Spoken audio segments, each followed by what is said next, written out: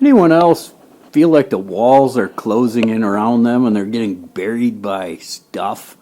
Well, that's the way it feels like around here lately. Things have just been kind of crazy, filling in around here like mad with this new to me lathe that we've been doing a bunch of work on. It's functional now, and I actually have a functioning lathe, which is awesome, but I don't have anywhere to put it yet because the other lathe is in the corner that needs repair.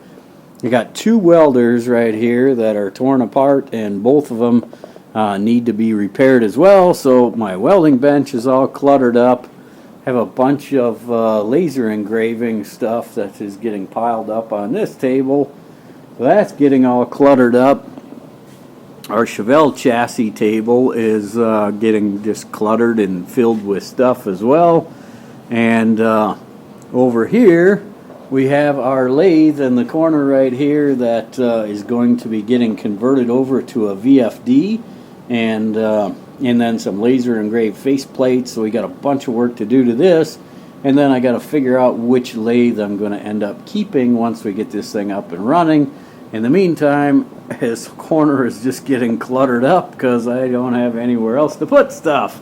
And right here we got our Ford 9-inch that we're narrowing and redoing the whole thing for Hugh's Cutlass, and that came out of the corner and ended up going on sawhorses, and that is cluttering up our center part of the garage right here.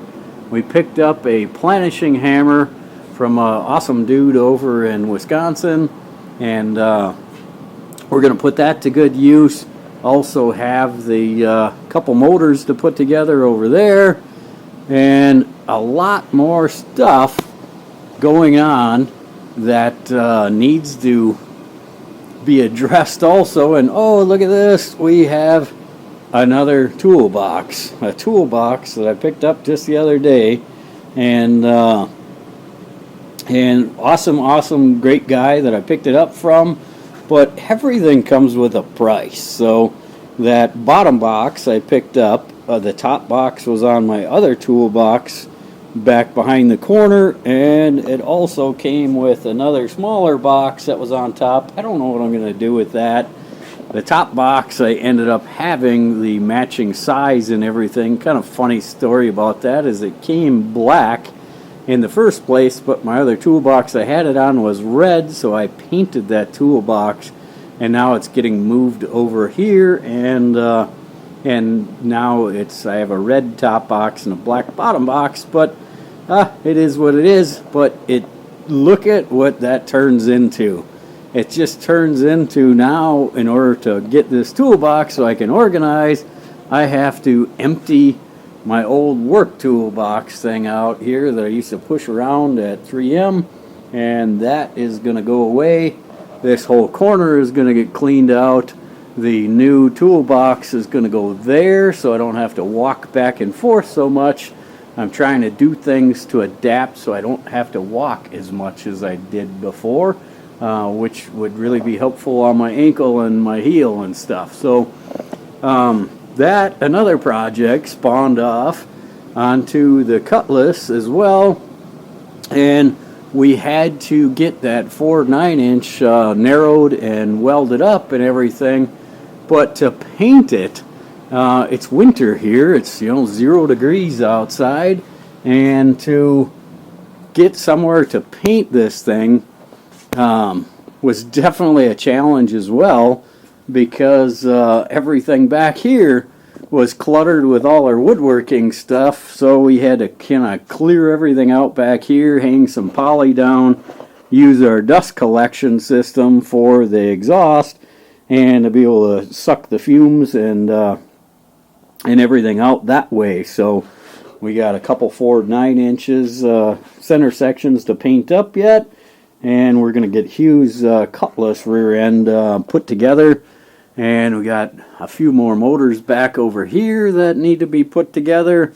Another one over here that is probably going to end up in the Chevelle. And the Chevelle in there, I don't know when I'm going to have a chance to work on it. I just can't seem to figure that out.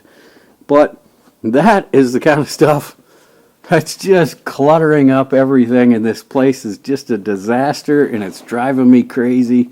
So it's time to do some reorganization and cleaning and decluttering. Let's get this place into a functional shop again. Let's do it. All right, well, we got a little sidetracked. We got our Ford 9-inch ready to go in, and we're going to slide that guy in right now, actually. So we're going to put this thing underneath there. And see if we can get this 9-inch to get up in place where it's supposed to go anyways. Get our link bars on there, and gonna get our coil springs in, our spring pockets, and then we got our new link bars, we got our new shocks, we got our new springs, and everything is turnkey ready to go right now. We're gonna get this thing all put together tonight, and the springs. We wanted this car is going to get some 22-inch wheels on it, and he wanted it lifted up just a little bit more if we could. So being is a 4-door Chevelle or Cutlass or whatever is a 4-door, the springs have a little bit more of a spring rate to them. So we ended up getting 4-door coil springs for the back. And we'll probably put a 1-inch spacer or something on there as well. And so that'll give us a little bit more height in the back to get the 22-inch wheel up in here. And we still have our front suspension to do as well. So it had big block springs in it with air conditioning. So it was like it had no suspension in the front whatsoever. So we pulled the springs out of there.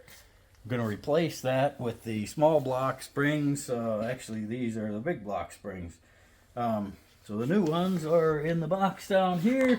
We're going to replace those with some small block with without air conditioning. So the weight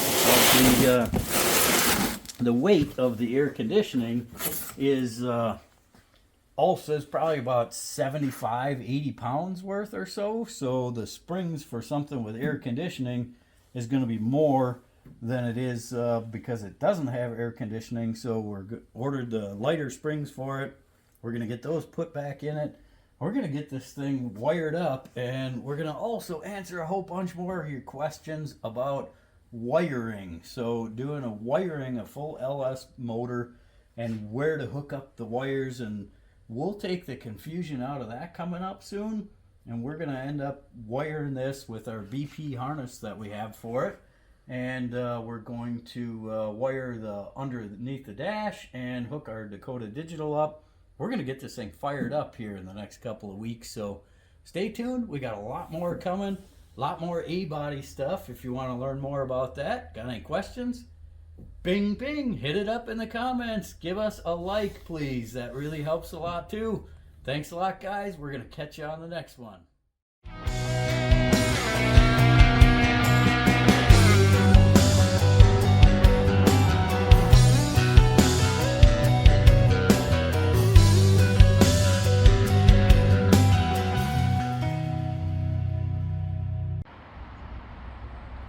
Don't forget to like this video. Click like. Throw me a comment. Let me know what you think. Ring the bell for those notifications when we get a new video. We got lots more coming up, guys. A lot of cool stuff coming up. I hope you guys are enjoying the ride.